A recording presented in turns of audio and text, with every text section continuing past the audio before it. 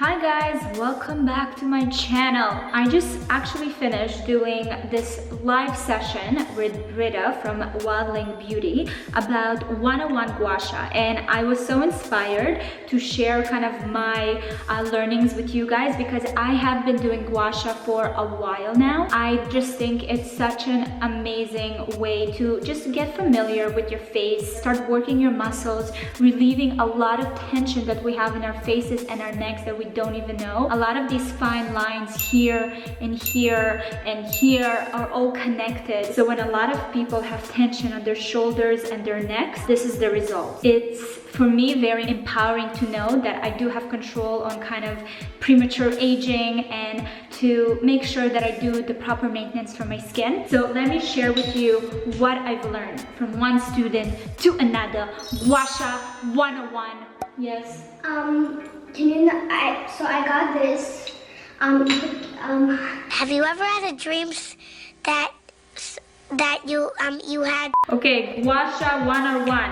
Bada bam bam bam. The tools that I have at the moment are this rose quartz Gua Sha tool from Cora Organics, and this one that I got online from, I don't remember from what. There's a lot of different shapes for the stones. They kind of all have different structures that can be very helpful for different things, but also if you only have one, you can make it work for every kind of facial exercise for Gua Sha. So what I'm gonna do is first start, I'm gonna clean it. By the way, just to show you the result, this is the side that I have done Gua Sha on just during this live, and this is the side that I haven't. So I don't know if you notice, it's obviously slight difference, but to me it's so noticeable how this is so much more lifted. What Gua Sha does basically is drains kind of extra fluid. A lot of the times, like when we have these saggy, chin, a lot of it is actually water retention. So just kind of draining it and doing just different motions to stretch the muscle a little bit, release it is all you need to kind of get your skin looking glowing and youthful and avoid premature aging. The easiest way to start is kind of moving from the neck and shoulders to the rest of your face. So as I mentioned, this area is important, don't neglect it. All you need to start your Gua Sha ritual is just oil. I'm using the cotton.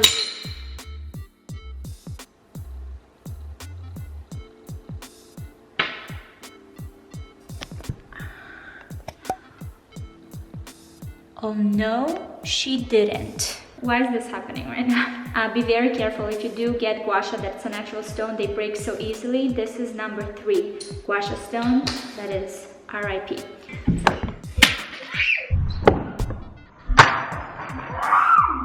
I have one Gua Sha stone now. So all you need to do is to make sure that you are using an oil moisturizer. They're water-based. They don't really have this like gliding effect, which is what you want to make sure that you have. You want to make sure that it's a heavier product that you can layer on your face and make sure that you don't tug the skin. I'm going to actually reapply the oil, and I'm gonna do only one side, guys, because this one is all ready to go. Okay, so when you're ready to start, you take the stone and you start from the back of your neck.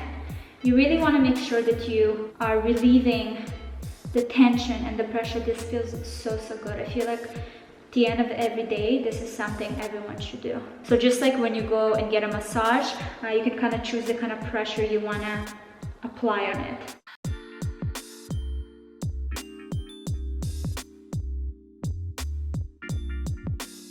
And you can also do the same here. I have necklaces right now, so it's annoying, but even like getting the pressure off here.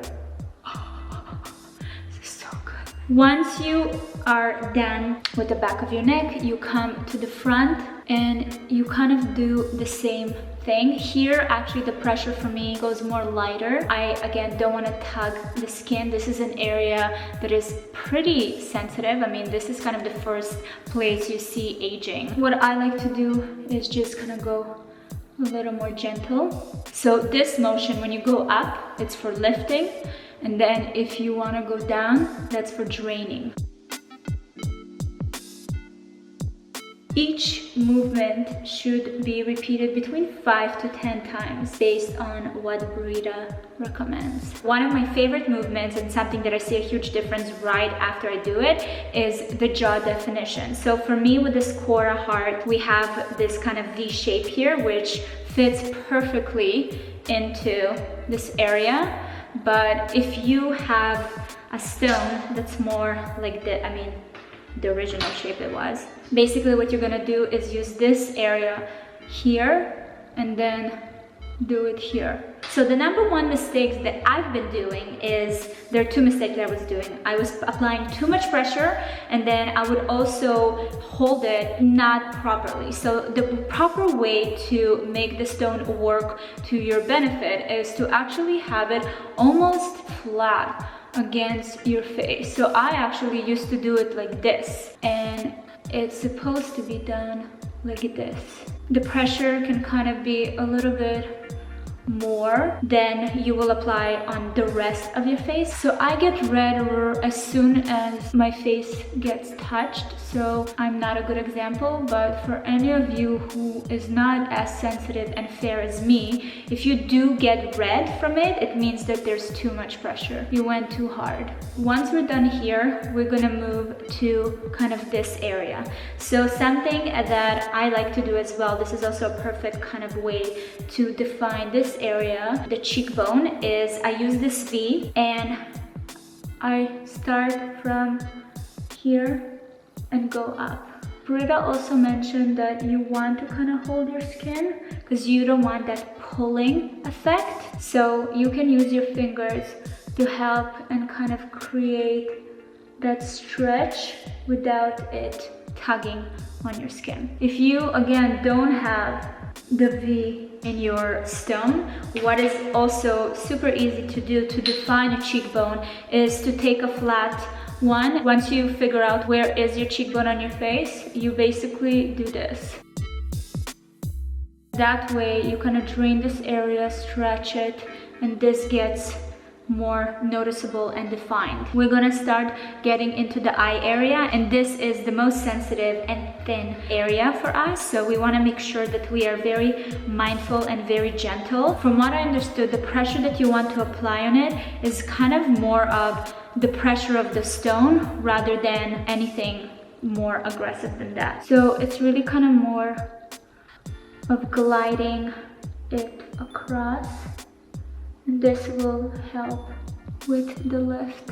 Like I see it right away. I don't know if I'm just like, it's in my head, or you let me know. We're gonna move to one area that I feel like needs to be addressed, because this is what creates that 11 wrinkle situation on our forehead. I take that V thing and kind of go over the brow. And it feels so good when the stone is a little cold. And remember, basically flat on your face. Now to give kind of a little bit more of work here, you kind of smooth these lines out. And then we are gonna move to the forehead. So with the forehead is the same type of thing. You wanna go the lifting of the brow.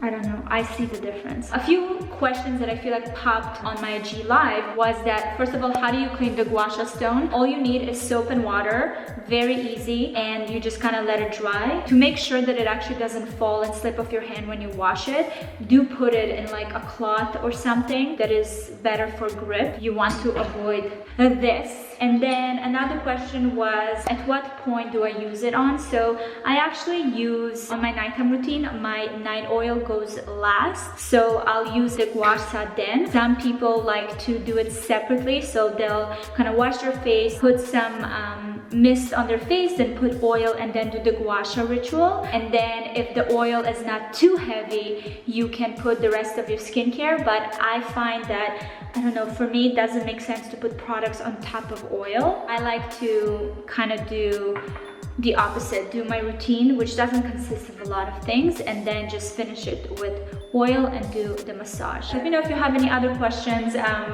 happy to share all of this with you, and thank you for watching. See you next time.